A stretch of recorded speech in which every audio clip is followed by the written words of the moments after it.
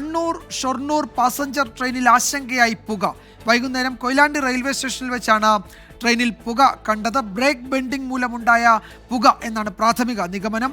Sameer C Muhammad കോഴിക്കോട്ട് നിന്ന് വിവരങ്ങൾ നൽകും. സമീർ, യാത്ര മുടങ്ങുകയോ അല്ലെങ്കിൽ വല്ലാതെ വൈകുകയോ ചെയ്യുന്ന സാഹചര്യം ഉണ്ടായോ? എന്താണ് റെയിൽവേ അറിയിക്കുന്നത്?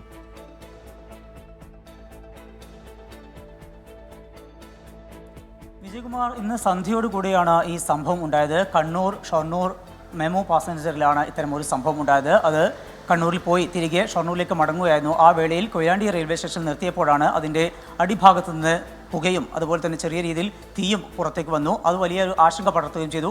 യാത്രക്കാരുമായി ഉള്ള ആ ഒരു വേളയിലാണ് ഇത്തരമൊരു സംഭവം ഉണ്ടായത്.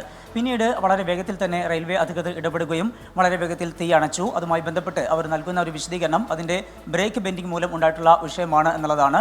66-323 എന്ന ട്രെയിൻ പിന്നീട് യാത്ര തുടരുകയും ചെയ്തു. 6:50 കൂടിയാണ് അത് റെയിൽവേ സ്റ്റേഷനിലെത്തിയത്.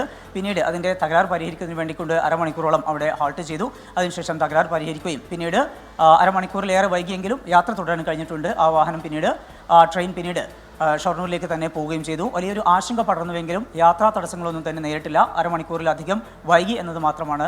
എന്തായാലും ഇത്തരം ഒരു സംഭവം ഉണ്ടായത് വലിയൊരു ആശങ്ക പടർത്തി എന്നതാണ് ഏറ്റവും പ്രധാനപ്പെട്ട കാര്യം. വിജയകുമാർ. സമീർ സി മുഹമ്മദാണ് വിവരങ്ങൾ നൽകിയത്. ട്രെയിൻ അരമണിക്കൂറെങ്കിലും വൈകിയാണ് ഓടിയത്. മറ്റ് പ്രശ്നങ്ങളൊന്നും ഉണ്ടായില്ല എന്നാണ് കോഴിക്കോട് ബ്യൂറോ റിപ്പോർട്ട് ചെയ്യുന്നത്.